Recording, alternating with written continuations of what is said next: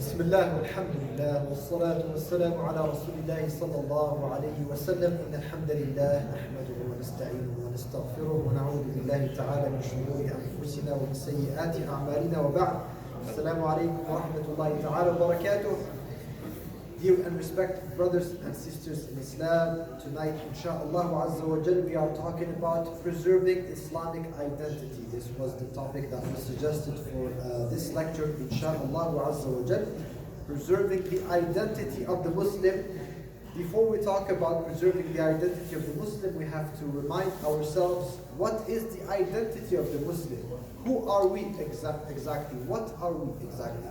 So first of all, it's important to remind ourselves about some basics of our belief, of our aqidah, of how we see the world, how we perceive the world, because the way we see the world will have an impact on how do we believe we are, what is our worth, and so on and so forth. What is our mission in this world? Of course, first of all, it should be very obvious that we are human beings. We are creation of Allah subhanahu wa ta'ala. We are the khalq of Allah azza wa jal. This might seem very obvious, but unfortunately, there have been some people over history who forgot this fact and they thought that they were God himself. Like Fir'aun, he said, قَالَ أَنَا رَبُّكُمْ الْأَعْلَى. He said, I am your highest Lord. I am God. Actually, he said, عِيَاذًا بِاللَّهِ عَزَّ وَجَلَّ. So there are some people who might forget even the very essence of the nature of their existence. And nowadays, don't be surprised if you hear that there are people who are, they are trying to be like Fir'aun. They can never be like Fir'aun. They don't have the power of Fir'aun. But some people, they think just because, for example, they are a gang member or a gang leader, they think they are God in their neighborhood. For example, a lot of teenagers in the major cities, they do this. They just think because they have some influence or some power over their friends, they are God. Iyadha billah azza wa jal. When in reality, we are only creation of Allah subhanahu wa ta'ala. Allah azza wa jal describes us as the abid, the ibad of Allah subhanahu wa ta'ala, al-ubudiyya. وَكُلُّكُمْ آتِيهِ يَوْمَ الْقِيَامَةِ فَرْدًا وَكُلُّهُمْ آتِيهِ يَوْمَ الْقِيَامَةِ فَرْدًا. Every one of us will come to Allah subhanahu wa ta'ala as a single person on the day of judgment. We will be weak and deprived. We will have no friends around us, no power, nothing. We were nothing actually. Allah azza wa jal created us from nothing. وَقَدْ خَلَقْتُكَ مِنْ قَبْلُ وَلَمْ تَكُ شَيْئًا كَيْفَ تَكْفُرُونَ بِاللَّهِ وَكُنْتُمْ أَمْوَاتًا فَأَحْيَاكُمْ ثُمَّ يُمِيتُكُمْ ثُمَّ يُحْيِيكُمْ ثُمَّ إِلَيْهِ تُرْجَعُونَ. Allah azza wa jal says, how can you be kafir of Allah azza wa jal? How can you deny Allah subhanahu wa ta'ala when Allah azza wa jal, He brought you from death, from nothing, from non-existence to this life, and then from this life we will become dead again. Of course, death in Islam doesn't mean that we will completely disappear, by the way. That's very important. We were nothing, but once we will die, it doesn't mean that we will become nothing. That's a different story. Death in Islam and maut means we are moving to a different world. Allah subhanahu wa ta'ala will separate our soul from our body for some time, for the life of the barzakh, while we are in our graves, and then on the day of judgment, as Allah azza wa jalla says, وَإِذَا النُّفُوسُ زُوِّجَتْ, everybody will be associated with a soul again, with our same soul, and then we will meet Allah subhanahu wa ta'ala and of course answer for our actions. However, it's important to remember that whenever something inside of us says that I'm someone very important, I'm someone who could be very powerful, I have a lot of control in this life, like we saw yesterday in the history of Qarun. For those of you who were with us, Qarun, he thought he was super important. He was someone with so much power on this earth, just because Allah azza wa jal gave him some wealth, some khayrat, some money, some kunuz and treasures. And then in the end of the story, like we said yesterday, Allah azza wa jal says, تلك الدار الآخرة نجعلها للذين لا يريدون علوا في الأرض ولا فسادا. The akhirah is for those who are not seeking highness in this world. They don't want to step on others, and they think again they are the big boss in this world, because it won't make any sense. Allah azza wa jal tells us that as human beings we are weak. وَخُلِقَ الْإِنسَانُ ضَعِيفًا. And Allah subhanahu wa ta'ala also told us that we were created from water, min nutfatin, from a drop of water. So we were nothing. And we will become also, we will go back. Where are we going back after our death when we die? We're not talking here about the iman, about, the believer, what is his final destination, obviously is Jannah, A'la Illiyin, going very, very high, inshallah. But by default, when we die, where do we go? Under the earth again. منها خلقناكم وفيها نعيدكم ومنها نخرجكم تارة أخرى. Allah Azza wa Jalla created us from the earth, from an ard, and then Allah subhanahu wa ta'ala will put us back in the ard. We will have to go back there. So that's very important. Number two, we have this characteristic in our identity, which is being an abd of Allah Azza wa Jalla, servant of Allah. Now we have two forms of ubudiyyah, the scholars of Islam, they say. When you say someone is Abdullah, so we have a lot of people, their first name is Abdullah. What does Abdullah mean? It means the abd of Allah subhanahu wa ta'ala. We have either the ubudiyyah al-amma, that's for all the creation of Allah. Being an abd of Allah, meaning we are submitted to Allah subhanahu wa ta'ala, whether we like it, whether not. Some people, they say, I'm free to do whatever I want. That's why I don't want to follow religion. I don't want to listen to God or anything, because I'm free. I do whatever you want. That's an illusion. You're not free. Nobody's free. I challenge anyone to come and to prove to us that they were able, they had the freedom to choose their day of birth. Do you know anyone who got to pick his day of birth? He said, I want to be born, I'm free. It's up to me to decide when I'm going to be born. Do you know anyone? Do you know anyone who got, he had the freedom to choose his parents? I'm free to pick my parents, I'm going to be the son of who exactly? Do you know any person who actually got the choice to either exist or not exist?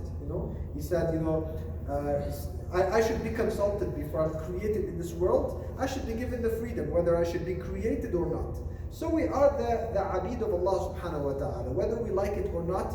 The events in our life, what we don't control is much bigger than what we control. Think about the weather, think about so many, tomorrow there's a big snowstorm, it's going to have an impact on our lives. So we are submitted to the qadr of Allah subhanahu wa ta'ala. Everyone, Muslim, kafir, doesn't matter. Then we have ubudiyyah khasa. You are someone who decides to take it further. You want to be a pious servant of Allah Azza wa Jal, obedient of Allah subhanahu wa ta'ala. Because Allah Azza wa Jal gave us something called the amana of taklif, the responsibility. We have some things, just like we said, most things we don't control in this universe, like just breathing. We don't control our breathing, right? Like we don't control our breathing. You can try to control your breathing, you can try to prove a point and you say, no, I'm going to breathe consciously right now. But you're going to do it for some short moment and then it's just going to become natural again. So we don't have control over that. But Allah Azza wa Jal gave us some other things on which we have control. So you have control to come today and do salat or not to do salat. It's your choice. You pick your choice. But it's your responsibility. You're going to answer to Allah subhanahu wa ta'ala for this. Whether you do the halal or the haram, the right thing or the wrong thing. Whether you are mu'min or kafir, you pick, but you're responsible for the consequences. We call this amana to taklif. So the believer is the one who willingly decides to be an obedient servant of Allah subhanahu wa ta'ala. And these are the ibad that Allah subhanahu wa ta'ala praised in the Quran. They are the ones who truly deserve to be called Abdullah. Again, someone, maybe his father called him Abdullah, but he doesn't make salat, he doesn't make sujood to Allah subhanahu wa ta'ala. He's not a true abid of Allah subhanahu wa ta'ala. Someone else, his first name is not Abdullah, but he is in reality a servant of Allah subhanahu wa ta'ala. He prays to Allah Azza wa Jalla, he obeys Allah, وَيُطِيعُونَ اللَّهَ وَرَسُولَهُ, وَيُطِيعُهُ, he obeys Rasulullah Muhammad sallallahu alayhi wa sallam. We call this being a servant of Allah. Allah subhanahu wa ta'ala, when he calls us servants, this is something noble, very high.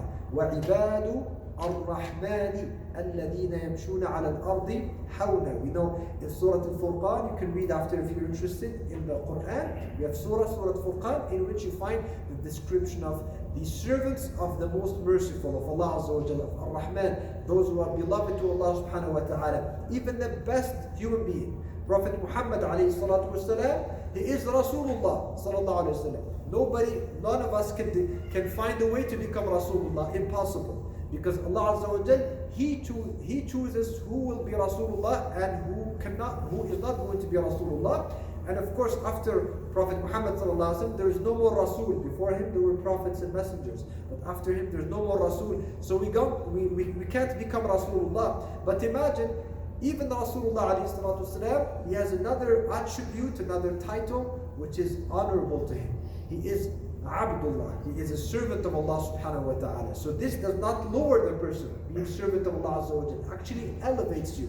Allah Azza wa Jal says, Subhanalladhi asra bi'abdihi. When Allah talks about Isra and Mi'raj, Allah Azza wa Jal calls Prophet Muhammad sallallahu alaihi wasallam that he is Abd of Allah subhanahu wa ta'ala. He is servant of Allah subhanahu wa ta'ala. So that's very important here. When we talk about our Muslim identity, that we are here, what I am here, I'm Abd of Allah. I was created to worship Allah subhanahu wa ta'ala, to do the ibadah of Allah Azza wa Jal. وَمَا خَلَقْتُ الْجِنَّ وَالْإِنسَ إِلَّا لِيَعْبُدُونَ. Allah Azza wa Jal did not create us to eat and to drink. We're not animals, you know. Allah Azza wa Jal did not create us to make money, pay bills, buy nice clothes, and spend our money and eat and drink and sleep and wake up again and redo the cycle. We're not animals. We're human beings. Allah subhanahu wa ta'ala gave us a noble mission, a noble basically thing that we should fulfill, noble actions which are again the ibadah of Allah Azza wa Jal. That's the center of it. The rest is what Allah gave us for our shahawat, to make ourselves happy. We have food and we have water and we can travel, we can see the nature and so on and so forth. Then also as ibadah of Allah Azza wa Jal, we are part of a community, which is the community of the Muslimin. وَقَالَ إِنَّنِي مِنَ الْمُسْلِمِينَ. Allah Azza wa Jal says, وَمَنْ أَحْسَنُ قَوْلًا مِمَّنْ دَعَا إِلَى اللَّهِ وَعَمِلَ صَالِحًا وَقَالَ إِنَّنِي مِنَ الْمُسْلِمِينَ. Allah Azza wa Jal says, who is better in speech than the one who calls to Allah subhanahu wa ta'ala. Some scholars of Islam, some scholars of tafsir, they said, this ayah, the one who calls to Allah is the mu'adhin. The one, because he's doing something very noble. You know how people, they like, many places, people, they like to lead salat, they don't like to do adhan. They like to compete. In some places like this, many places, not everywhere, but many places happens that people, sometimes they fight who's going to lead salat. But adhan, who wants to do adhan? People, they look left and right. He prefers not to do adhan. Many scholars, ulama of Islam, they said actually the mu'adhin, his status is better than the status of imamat as-salat, because of this ayah and because of the ahadith of fadl, the virtues of the mu'adhin. So Allah says, who is better in speech than the one who calls to Allah and he does good deeds, and he says, I am from the Muslimin. وَقَالَ إِنَّنِي مِنَ الْمُسْلِمِينَ. This name, Muslim, it is Allah Azza wa Jal who picked it for us. هُوَ سَمَّاكُمُ الْمُسْلِمِينَ مِنْ قَبْلُ وَفِي هَذَا. So it's a very nice title. Unfortunately, some Muslimin, they like to pick, other titles. They say, I'm a Muslim, but, this type of Muslim. And I'm Muslim, and just add in the end, IST.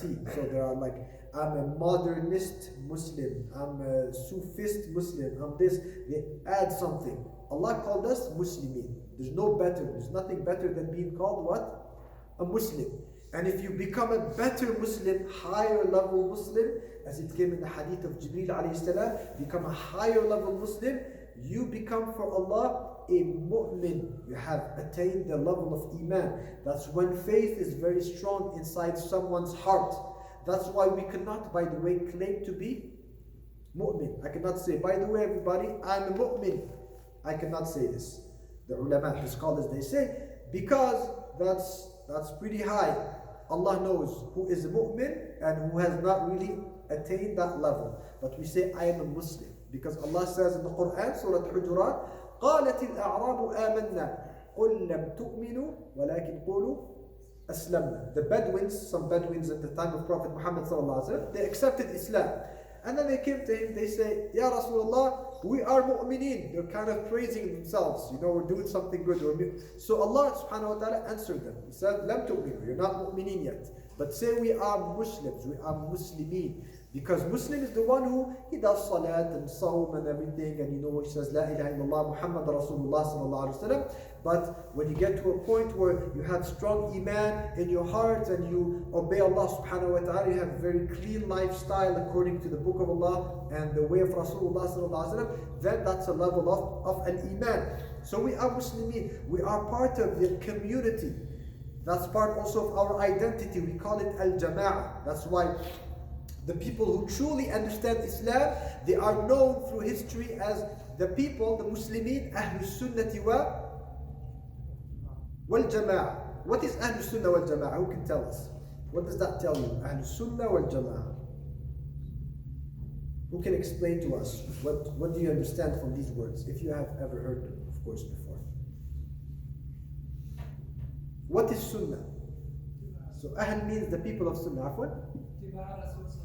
Ittiba' Rasul sallallahu alayhi wa sallam. So the Sunnah, as-Sunnatul Tariq, so Sunnah is the path. It is path of Rasulullah alayhi salatu wasalam. We follow the Sunnah of Rasulullah sallallahu alayhi wa sallam. That's, because Sunnah is the opposite of bid'ah, innovation. What is innovation? Innovation, not like technology, not like the newest phone and everything. That's not the meaning of bid'ah, innovation. In the religion, when we talk about innovation, is something not good. It means when I try to make up my own Islam, they told me this is how Prophet Muhammad sallallahu alaihi wasallam did things, this is how he prayed, and this is how. And I say, yeah, okay, I'll just try something different. Maybe I'll find a different way to do things. Can be maybe a bit better for nowadays. We call this bid'ah. So we don't follow bid'ah, we follow sunnah, because he is Prophet of Allah. He tells us what to do and we follow, we execute.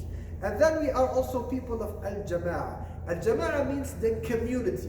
We stick to the community of believers. Community of believers all through history. We identify as people who are like those people. We like them. We are part of them. So the Sahaba, companions of Prophet Muhammad sallallahu alaihi wasallam, and then Tabi'een, the generation after them, and so on and so forth. I don't say, those Muslims around the world and those Muslims through history have nothing to do with them. I'm just gonna be a good Muslim by myself. I'm gonna make my own small community. Who cares about the rest? That's not how it works. That's why even in our salat, in Surah Al-Fatiha, when we recite it, what do we say? Ihdina as-sirat al-mustaqim. Iyaka na'budu. Surah Al-Fatiha, most of it is plural, al-jam' in Arabic. You might be praying by yourself, but you're not going to change Surah Al-Fatiha. You don't say, Ya Allah, ihdini as-sirat al-mustaqim, guide me. No, you say, guide us. We worship you. We worship. Iyaka na'bud. You don't say, I'm praying by myself. Somebody say, Iyaka a'bud. And that's why we have the masjid. That's why Salatul Jama'ah, congregation, is so important. Prophet Muhammad sallallahu alaihi wasallam told us that for the 5 daily prayers, your reward is much bigger if you pray in the masjid, especially for men here. The hukm is for men.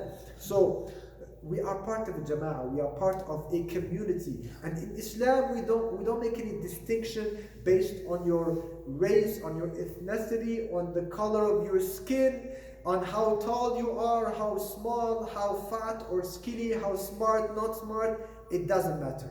Because Prophet Muhammad ﷺ said, as in Sahih Muslim, إِنَّ اللَّهَ لَا يَنْظُرُ إِلَىٰ صُوَرِكُمْ وَلَا إِلَىٰ أَجْسَامِكُمْ وَلَكِنْ يَنْظُرُ إِلَىٰ قُلُوبِكُمْ وَأَعْمَالِكُمْ. Allah Azza wa Jal does not look at your shapes and at your bodies. He created that, subhanahu wa ta'ala. And it doesn't matter for Allah Azza wa Jalla if someone, people, they say, MashaAllah, is very healthy, or someone is very skinny, or doesn't matter. Some people, they say, oh, very handsome person, oh, very ugly person. Doesn't matter for Allah subhanahu wa ta'ala. Allah Azza wa Jalla looks at our hearts and our actions. Prophet Muhammad sallallahu alaihi wasallam said, لا فضل لعربي على أعجمي ولا لأبيض على أسود. He said, there is no preference of an Arab over a non-Arab. An Arab is not better than a non-Arab. And a white person is not better than a black person. He says, alayhi salatu wasalam, إِلَّا بِالتَّقْوَى, except by taqwa. Taqwa, which is faith, piety, obedience to Allah Azza wa Jalla. That's who is better. The one who is better is the one who has more taqwa of Allah subhanahu wa ta'ala. إِنَّ أَكْرَمَكُمْ عِنْدَ اللَّهِ atqakum. So that's why in Islam, that's very bad. People who try to divide the Muslims based on ethnicities and countries, and in some places, in some cities in the West, you will find that this is the masjid of people from Pakistan, that's for people from Turkey, that's for the Lebanese, that's for the Khaliji people. That's not Islam. That's closer to Jahiliyyah than it is to Islam. Allah Azza wa Jal, as Muslims, He wants us to be all together. That's how we become strong. That's how also the barakah, the mercy of Allah Azza wa Jal comes down on us, and that's how Allah subhanahu wa ta'ala, He gives us power and He gives us might subhanahu wa ta'ala, He gives us izzah. That's how it works. Now, that was just, briefly what our identity is as Muslims. Now, how do we preserve it? Now, that's a different question. How do we preserve it? Especially facing the challenges that we have nowadays. And the challenges in which we are living nowadays, it's true that it is not easy. Nobody's going to lie to you and say it's easy to stick to the identity of Islam nowadays. It's okay, akhi. Just stick to your identity. That's all you have to do. No, it's not easy. I'm not saying this. Prophet Muhammad ﷺ told us that it's not going to be easy by the end of times. And we will cover, inshallah ta'ala, a few texts today. And also we have in 2 days, on Sunday inshallah, we will be talking about a different topic, but which will have also some very valuable information when we will be talking about the end of times, the signs of the end of times, and you will see how it's very relevant even to preserving our identity. Now, let's go back 14 centuries ago. You know Prophet Muhammad ﷺ, when Allah Azza wa Jal sent him, and when Allah subhanahu wa ta'ala gave him the wahy, the revelation, he had which age ﷺ when he became prophet? How old was he? 40, so we all know this. So 40 years before he received the revelation, he was born. Now, right before the birth and the coming of Prophet Muhammad ﷺ, what was the situation of mankind? What was their status for Allah subhanahu wa ta'ala? Listen to this. We have in the authentic hadith, Prophet Muhammad sallallahu alaihi wasallam, he tells us about the moment, the times right before Allah sent him. وَإِنَّ اللَّهَ نَظَرَ إِلَىٰ أَهْلِ الْأَرْضِ فَمَقَتَهُمْ جَمِيعَهُمْ عَرَبَهُمْ وَعَجَمَهُمْ إِلَّا بَقَايَ مِنْ أَهْلِ الْكِتَابِ. Right before Allah Azza wa Jal sent Prophet Muhammad sallallahu alaihi wasallam, he looked, Allah subhanahu wa ta'ala looked at the situation of the people of the earth, mankind, human beings that were living on this earth, all of them at that time. He says, alayhi salatu wasalam, عَرَبَهُمْ وَعَجَمَهُمْ, Arabs and non-Arabs. Allah subhanahu wa ta'ala maqatahum. The word maqata in the Arabic language, if you say to somebody, amqutuka, it means I extremely hate you. I don't like you at all. That's what it means. So Allah subhanahu wa ta'ala, He had maqt for all the people that were on this earth. Except, He said, alayhi salatu wasalam, a few rests, baqaya, from the people of the book. Some people that they had remainings of the religion of Moses, or Prophet Isa, Jesus alayhi salatu wasalam, and they still had some of what Isa alayhi salam came with, and they were, making ibadah of Allah Azza wa Jal with that. But otherwise, everybody else was in a very dark jahiliyyah. That's why they had no importance for Allah subhanahu wa ta'ala. And then Allah Azza wa Jal sent Prophet Muhammad alayhi salatu wasalam to bring light again to mankind, to bring guidance again to mankind, to call people back to the fitrah.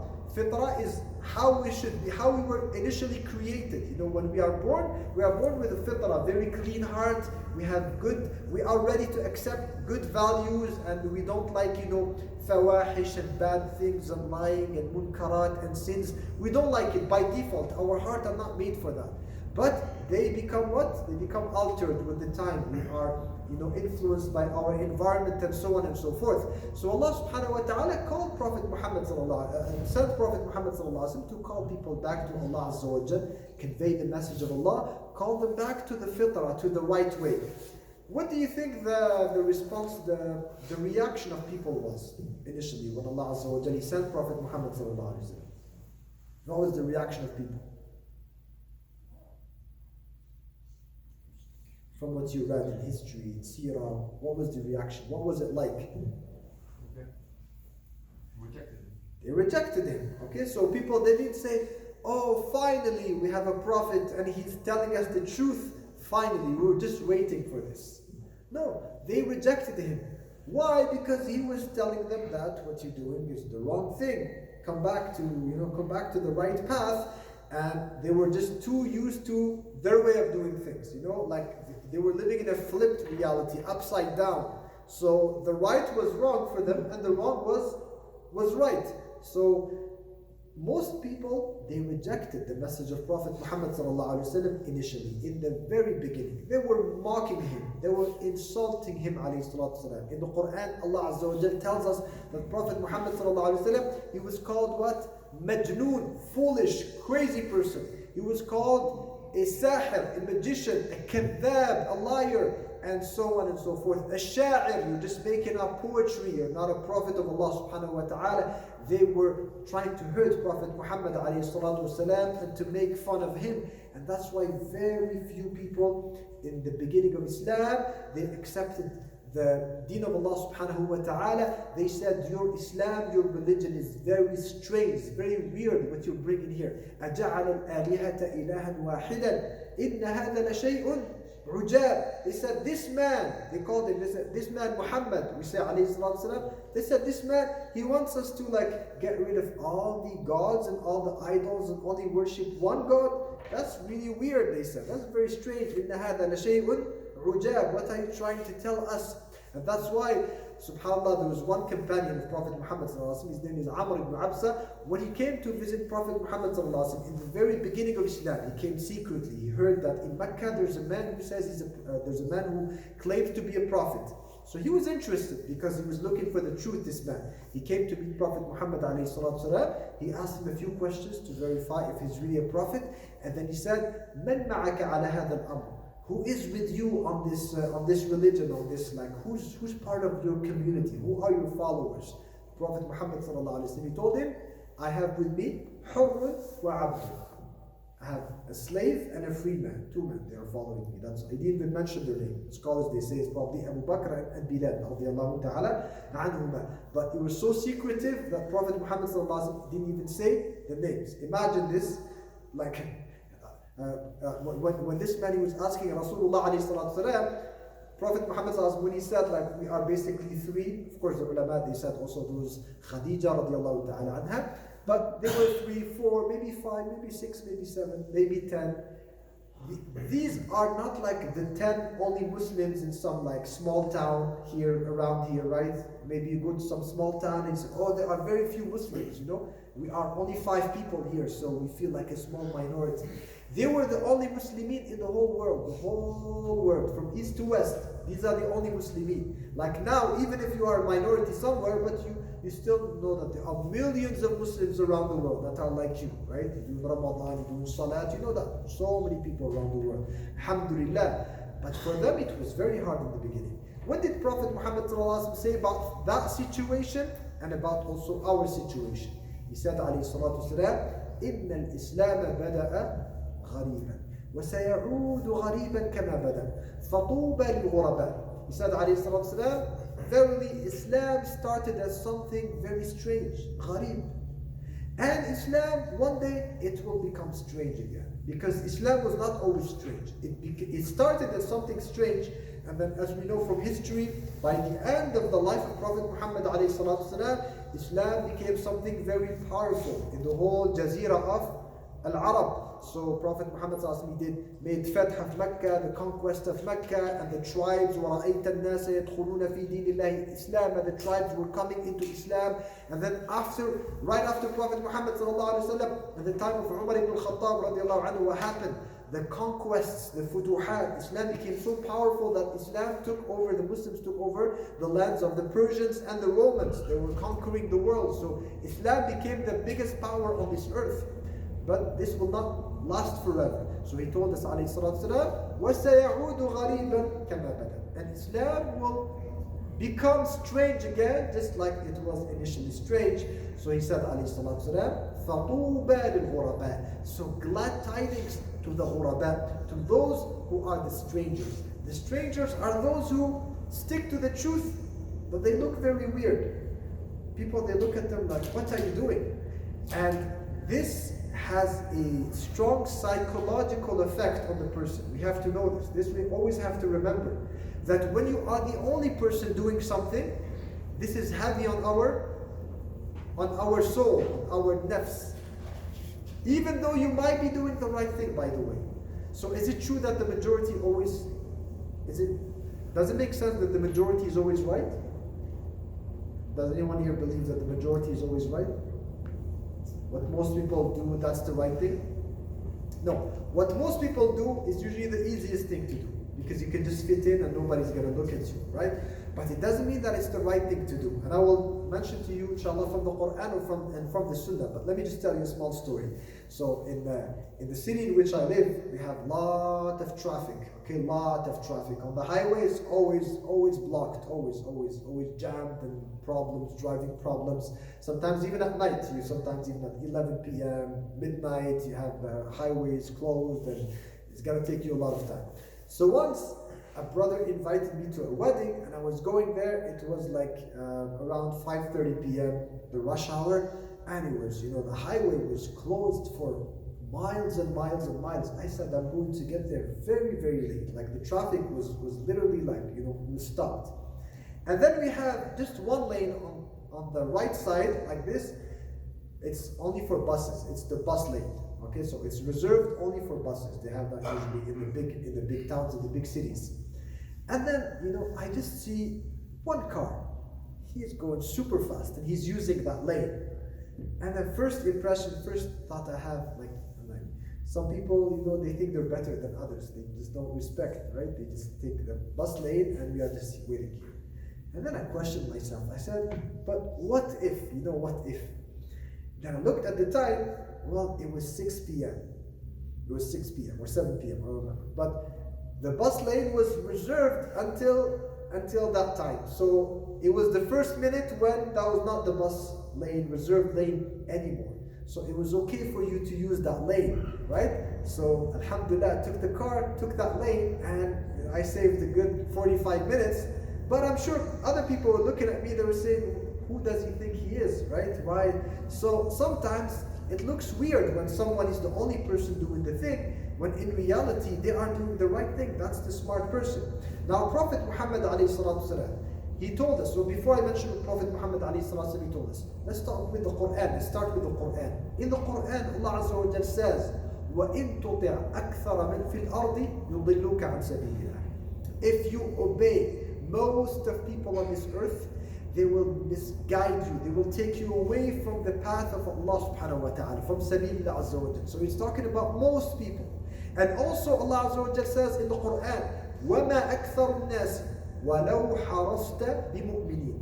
Most people, even if you do your best, even Prophet Muhammad sallallahu alaihi wasallam, if he did his best, all prophets, if they did their best to do da'wah, call people to Islam, Allah Azza wa Jal says, مَا أَكْثَرُ النَّاسِ. Most people, they will not be mu'mineen. They will not be believers. That's just the reality of this world. Allah Azza wa Jal, Allah knows why, subhanahu wa ta'ala. But most people, they prefer to follow their passions, their hawa, to follow their temptations, to follow shaitan. They're not really concerned about following the truth. They want to fit in, they want to make others happy, which by the way is a big problem in itself, because when we spoke about our identity, being a servant of Allah Azza wa Jal, Tawheed of Allah, it means, if you can summarize it in one thing, that we live our lives with the purpose of doing our best to please Allah subhanahu wa ta'ala. That should be our main concern. Do I think that, I'm living a life, that I'm doing things that Allah is pleased with me? Inshallah, I hope so. We can never know for sure, because we're not prophets. But we can have an indication, you can have an idea, right? Overall, do I think, inshallah, Allah is pleased with me? That should be my concern. Because if Allah Azza wa Jal is pleased with me, who cares if people they are not pleased with me? And if Allah subhanahu wa ta'ala is not pleased with me, then who cares if people they are pleased with me? It's not going to help me in any way. And by the way, who can give us a very good trick? How can we please people? Who would have like a nice solution, nice trick to make sure that that people they are pleased with us, they are happy with us?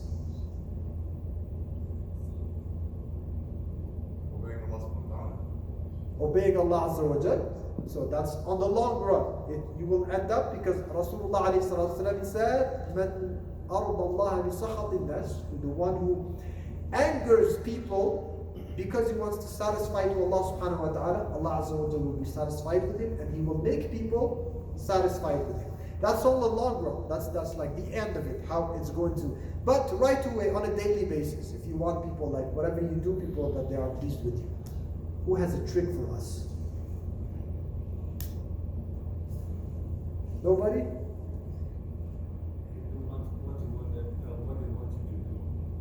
So you do what they want you to do. Yeah, we must do it. So I guess Sorry? Give them gifts. Okay, but how many gifts can you give? Like how much money do you have? Yes. Lie. Okay. Yeah, some people they try to lie, they think. Yeah, that when the brother's saying that, Now, of course, the answer is there is no solution. There is no solution. You know the story of Juha? Juha, the Arabs, they like Juha, this name. It's like, some people, they say he existed through history, but Allah, but it's a fictional figure, but there are tons of stories about Juha. But they say Juha, this is a fictional story, of course, okay? They say it's the story of Juha, a man called Juha, and his son, and their donkey. So they had a donkey, Juha had a donkey. So they said, once Juha was riding his donkey and his son was right behind him. So the two of them, they are on the donkey, they're riding, they're moving. So they passed by a group of people, and the people, they said, look at this man, look at these people here. They have no rahmah, no mercy on their animal. Two people, him and his son, on the poor donkey, on the poor himar. So Juha, he said, he looked at his son, he said, what we are doing is really bad. Please, let's get down. So they went down and both of them started walking. And then they passed by another group of people. They started laughing at them from far like this. They said, look, they have a donkey, they don't even use it. Right? They're walking and they have a donkey. Who would do this? So Juha, he told his son, my son, you walk and I'm going to ride the donkey.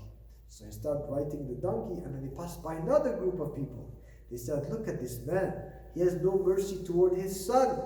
He is enjoying pleasurable, time on his donkey when the poor son is walking. Juha said, yeah, Bunay, come up. I'm going to walk, and you are going to ride the donkey. And then they passed by another group of people who said, look at this young man. He has no respect for his father. How can he let his father walk? And he is, enjoying the donkey. Well, it looks like Juha, he got the point. The principle says, in Arabic, رِضَى النَّاسِ غَايَةٌ لَا تُدْرَكْ. Satisfying people, pleasing people is an unachievable mission, impossible. You can never do it. If you make some people happy, you will make other people unhappy. Look at politicians, right? They have teams working with them, and experts and researchers, and they have budgets, millions of dollars and everything. They can never make everybody happy. They have to pick whatever they say, this is my program for the elections, there's going to be another group of electors who are going to be upset with them. So in the end, let's take the shortcut, the easiest thing. What is it? We please Allah subhanahu wa ta'ala. Rida Allah subhanahu wa ta'ala. So Prophet Muhammad sallallahu alaihi wasallam, when he spoke about these strangers who are not really too much concerned about what people think about them, because he described them also in another hadith, he said alayhi salatu wasalam, لا تزال طائفة من أمتي على الحق ظاهرين لا يضرهم من خذلهم ولا من خالفهم حتى يأتي أمر الله وهم على ذلك. That there will always be a group of my ummah that will be on the truth, because if anybody tells you that nobody really follows Islam anymore, that's how some people, they try to present it to you. If you say, Akhi, but Allah, He said, we don't do this, it's haram, it's wrong. Say, you want to be the only person do it? Nobody does this anymore. Liar, not true. There will always be people who are following truly Islam. They are really obeying Allah, obeying Rasulullah alayhi salatu. That's what he said, Prophet Muhammad sallallahu alayhi wasallam, and he told us very clearly, there will be these people until the end of times, and they will be ala al-haq, on the truth, and they will be dhahirina. Dhahirina meaning their religion is exposed, they're not hiding. That's very important here when it comes to preserving our Islamic identity. One of the principles of the Shara here, unless there are some exceptions, very extreme exceptions, but by default as Muslimin, we should what? Display our religion. We don't hide it. Islam is not there to be what? To be hidden, to be hidden. Like you had that. Some Muslims, they want to hide their Islam, like under the rug. Like when he wants to do salat, looks left and right. There's nobody, looking at him. He says Allahu Akbar, and he makes it. What does Allahu Akbar mean? Why do we say Allahu Akbar? What does it give you? Allahu Akbar. What does it give you? The meaning of Allahu Akbar. What does it give you? Gives you power, right? Allah Akbar. Allah Azza wa Jalla is greater than everything, everything, everything. So whatever you're concerned about, you're afraid of, Allah Azza wa Jalla is bigger. So it's a very strong word, very strong dhikr of Allah subhanahu wa ta'ala. So I say, no, Allahu Akbar, and I'm hiding. I remember once I had this brother, because that's unfortunately one of the most common questions I get after Jumu'ah, after Salatul Jumu'ah usually, is brothers who come to me and they say, I cannot pray Jumu'ah. What do I do? You know, today I'm here, but usually I cannot pray. Why can't you pray? Well, because, you know, I work. I know everybody, we all work, everybody works, but why can't you pray? Because, you know, I don't want them to see me pray at work, you know, or I don't want to, I feel shy to ask them, okay? So, and subhanAllah, once I had a brother, I'm not going to say which job he had, but it's a very honorable job, you know. It's not like someone being paid minimum wage and he had a hard time finding a job. He studied for a long time to get that job, and then he called me and he said, can I do salat? Can I do salat while sitting down? Who can answer this question? He said, can I pray when I do salat? Can I just sit down instead of standing up? Yes? He says yes. Who has another answer for us? If you have a reason to. If you have a reason to. Okay. So the answer is, for the fara'id, for the obligatory salawat, we cannot pray sitting down. Unless there's a really valid reason. Okay? It's darura. We really can't. Somebody's handicapped, he can't. Or someone is really ill. Okay, not like I'm having a bit of back pain, you know, like some, you see, mashallah, some brothers, very, very healthy, goes to the gym and lifts weights and everything. He comes to the masjid in his 20s, puts a chair like this and sits down like a very, like, you know, having a bit of back pain, you know, have to sit down. It really doesn't add up. And then like the day after again, go back to the gym, he's working out and everything. So salat, standing up in salat for the obligatory salawat, for the fara'id, like the 5-day salawat, is a rukn. If someone doesn't stand up, unless they have a very valid reason, their salat is zero, it's invalid. Now for the nawafil, for the extra prayers, you want to pray at night, salatul layl, qiyamul layl, everything, then you can sit down if you want. Even if you have no excuse, you can sit down and pray while sitting, but the reward will be less if you have no excuse. You're just tired to say, I want to do some salat by sitting down. There's no problem. So the brother, he calls me, he says, can I do salat while I'm sitting down? I said, why? He said, because, you know, at work, I cannot stand up and pray. I said, why? He said, because, you know, usually I pray during my break, and as I told you, this is a you know, it's not like a, you know, someone, a small young kid like this, or someone who's student job, he's just started doing prayer. No, mashallah, he has a very high job, it's a high paid job. You should be respected. You know, you studied your whole life to get to this title. Like imagine if somebody's a doctor, he's kind of a doctor, not a doctor, but close to that. Imagine if someone is a doctor. Did you study your whole life to become a doctor, to be after that to be afraid of people? They look at you at work and, you know, do they accept? No. I said, why, akhi? He said, because, you know, my boss, she works with me, and I just pray when she goes on break, and I'm afraid. He told me this. He's like, I'm afraid that one day she enters and she's gonna see me, I'm doing prayer. So he's like, that's why I'm going to sit down. I said, what is she gonna do to you? She's gonna eat you? I don't understand. Why are you afraid? So لا يضره من خذله ولا من خالفه. As we said, this group that Prophet ﷺ described, they are zahirin, they are exposed, they don't hide their religion, they don't shy away, and also they are not very affected by those who let them down. In the Arabic language, the word khadala means when I let you down, you know, I sell you. You know, when somebody says, go ahead brother, I'm with you, what you're doing is the right thing, let's go for it. We are two, Bismillah. And then you start walking, and then there's a small test like this. He says, Akhi, you go ahead, you continue. You're really doing a good thing, mashallah. I'm going home, okay? I'll do dua for you, inshallah. A'anakallah. And he lets you by yourself. We call this what? Khadalaka. So this can be very hard to take for a human being, right? Psychologically again. You thought that your brother is with you, but then he just left. You know, he said, go ahead, continue. And he left. But these people, they are not affected. لا تزال طائفة من أمتي.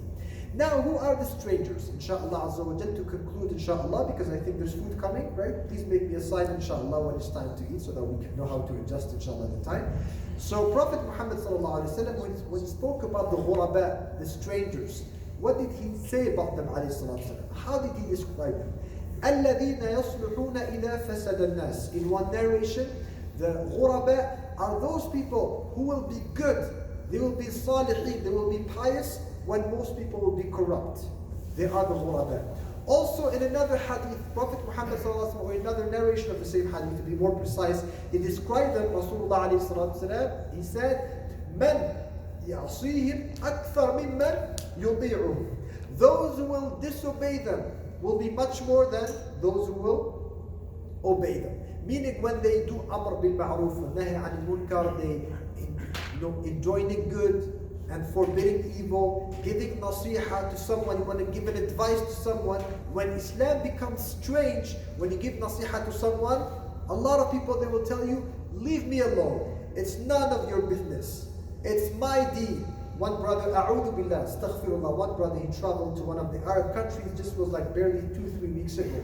And he just sent me on the internet, and he would tell me, he told me, I was telling this is someone, that's when it's even harder. It's when someone claims to be a Muslim. He says, I'm a Muslim like you, but it's none of your business.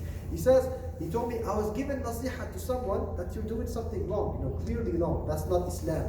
He said, astaghfirullah, he said, the other guy, he answered him and he said, if I want to be punished by Allah, it's none of your business. Right? If I want to be punished by Allah, why are you intervening? It's none of your business.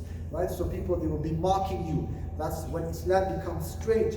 That doesn't mean that we should give up on our religion and say, you know what, this is too hard, I'm just going to become like everybody else and I'm just going to follow shaitan.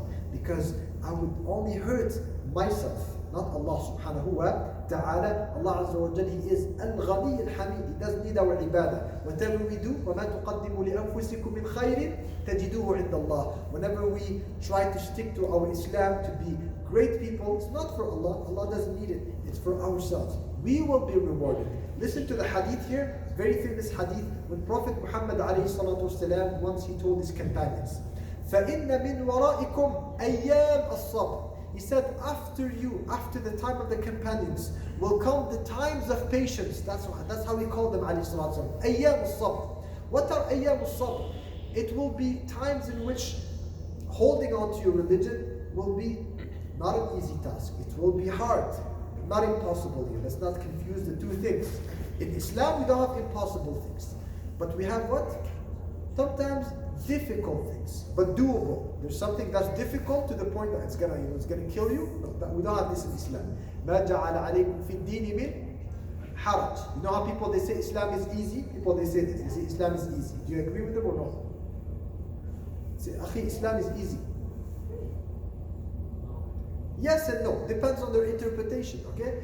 If they say Islam is easy, meaning there's no hardship, Allah Azza wa Jalla, طَاهَ مَا أَنزَلْنَا عَلَيْكَ الْقُرْآنَ لِتَشْقَى. Allah did not, reveal a revelation to make our lives, become like a living hell that we are going to suffer. That's not the point of Islam. So Islam is easy, inna dina yusra. That's what Prophet Muhammad sallallahu alaihi wasallam said. But still, Islam is challenging. There is a challenge. Because if there was no challenge, everybody's going to enter Jannah. People, they're just going to do lineup. Let's go. Like, path to Jannah, super easy. Let's just go there. That's why Prophet Muhammad sallallahu alaihi wasallam, what did he say? حُفَّتِ الْجَنَّةُ بِي الْمَكَارِهِ وَحُفَّتِ النَّارُ بِي الشَّهَوَاتِ. He said, alayhi salatu wasalam, that hellfire is surrounded by temptations. Hellfire is not surrounded by, like very ugly, scary shaitans that will say, I'm shaitan, come with me to Jahannam. No, it's surrounded by temptations. It's a test. And then Jannah is not surrounded by roses and flowers from the outside, not inside, from the outside in this dunya, meaning the path to Jannah. It is surrounded by makari, things that we don't necessarily like, but things that are not very hard. So if we talk about Salatul Fajr, for example, okay? Not now, because I see that, mashallah, now in the winter time, you guys here have, mashallah, amazing timing for Salatul Fajr. Like Shuruq is almost at 9. I never thought that this existed. But like, for example, summertime or something, maybe Fajr is like 4 a.m., 3 a.m.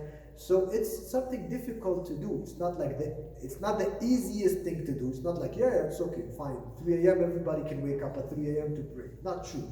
You need to have iman, right, to be able to wake up. But at the same time, it's not a suffering. Why it's not a suffering? Because there are people who actually wake up at 3 a.m. to go to work. And some people they go to the airport. They're going on a trip. So it's something that you can do if you want to do. If you're really convinced, you're not going to suffer for your life. So Prophet Muhammad sallallahu alaihi wasallam, when he told us about ayyam as-sabr, the days of patience, what did he say alayhi salatu wasalam? That patience during those times, like it is probably the case nowadays for many people, كالقبض على الجمر أو كالقابض على الجمر. It is like holding a coal in your hand. Imagine, you take a coal and you hold it. What would be your reaction right away? You want to let go, right? That's exactly it. When Islam becomes strange, you take Islam, but then something is telling you every time. Shaitan is telling you, just let go, just let go, just let go. Just don't do the challenge, just give up. Khalas. Now, listen to this. If we do an experiment, if I go outside, place like it's a mall, there's a lot of people, and I say, hello everybody, I have an experiment. Let's do a challenge. We want to see who's the most patient person here. What is the challenge? I tell them, I have a coal. Who can take the coal and hold it for 5 seconds? What is the goal of this experiment? They say, people, why do we do this? I tell them, we just want to say who's the toughest person here. How many people are going to join the challenge? You think? Zero. Who wants to suffer, right? Just like, who wants this? Now let's change the challenge a little bit. Tell them, we have a challenge. The first person who can hold this coal for 5 seconds will get $1 million cash right now. Who will be willing to participate? How many people? There'll be long lines. A lot of people, right? A lot of people. They will say, I have nothing to lose. I never tried it. I know it's difficult. Must be burning. But maybe, it's like 1 second and then I have 4 seconds left. Go ahead. Let's go. Just because here there's something that there's a reward, a big reward. So that's why Prophet Muhammad sallallahu alaihi wasallam, when he mentioned holding the coal, ayyam sabr, he says alayhi salatu wasalam, لِلصَّابِرِ فِيهَا أَجْرُ 50 رَجُلًا. In those times of patience, the people who will be patient in those days will have the reward of 50 men. And the Sahaba, they said, 50 men from us, from our generation, comparable to our generation. He says, yes, alayhi salatu wa salam. So that's why when we say, Islam becomes strange and it becomes harder to stick to your Islam, but also the reward is much greater. Allah Azza wa Jalla يضاعف إنما يوفى الصابرون أجرهم بغير حساب. As Allah Azza wa Jalla says, that the Sabirin will have great reward. Allah subhanahu wa ta'ala will multiply their reward. And of course, wasbir, as Allah Azza wa Jalla says, patience, a lot of people, they confuse, they think to be patient, you have to be a tough person. You have to be a very brave, very strong person. Like that's how you were built, that's how you were raised. It's not true. When we talk about faith, patience comes from Allah subhanahu wa ta'ala. Wasbir wa ma sabruka illa billah. Be patient, and your patience is only by Allah and from Allah. So you will find in a lot of situations people who are by their nature very tough, very brave, very strong, but then they fail to hold on to Islam because they thought they can hold to Islam by their strength. And then some other people, they're very weak, miskin person. They don't have money, they don't have much knowledge, they're not the smartest person, they're a bit scared person, not super brave, but they hold to their Islam because it's a matter of faith. They ask Allah Azza wa Jal for thabat, to keep them firm. رَبَّنَا أَفْرِغْ عَلَيْنَا صَبْرًا ثَبِّتْ أَقْدَامَنَا وَانْصُرْنَا عَلَى الْقَوْمِ الْكَافِرِينَ. What is afrigh? That's the dua, we find it in the Quran, dua of the believers. It's very interesting here. What is the dua? It says in Arabic, أَفْرِغْ عَلَيْنَا صَبْرًا. What's afrigh? What's the word afrigh? Pouring, right? So like when you take, like I take a cup and I say afrigh, give me some tea. Can you pour a bit more tea? I need more tea. Or I need more water. So somebody's pouring. So they're asking Allah subhanahu wa ta'ala, afrigh on us more sabr, patience. So if you are sincere, whoever is sincere, they really want to stick to their religion, they have the intention, they say, no matter what, inshallah, I'm sticking to my Islam, inshallah, to my faith, to my values. I don't want to follow shaitan. When Allah Azza wa Jal will supply them with more patience, on demand. Whenever there's need, Allah will supply you more. There's never going to be what? A shortage of patience. I don't have enough sabr. This is too big for me. That's why, inshallah, we'll mention it maybe on Sunday if I don't forget this hadith. Very nice hadith in which Prophet Muhammad sallallahu alaihi wasallam, he mentions that by the end of times there will be so much fitan, so many tribulations and tests and so on and so forth, that the mu'min, the believer, he will be facing fitna, and then the next fitna will be what? Much bigger than the previous one. And the next one will be even much bigger. And it will be like increasing like this, double, bigger. Every challenge will be bigger than the one before. And every time the mu'min, the believer, will say, هَذِهِ مُهْلِكَتِي. This will be the fitna that will just like put me on the floor.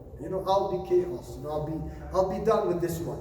And then he wins over the fitna because Allah gives him more patience. And then comes the next fitna. He says, هذه. No, actually this one is going to destroy my faith. And Allah Azza wa Jalla gives him more strength and more patience. And he goes over it. And so on and so forth. So that was briefly, that's how we can preserve our Islamic identity. Inshallah Azza wa Jalla, since the food is here, we are going to take questions, inshallah. If anyone has questions related to the topic that we have just covered, inshallah subhanahu wa ta'ala. Are there any questions, inshallah?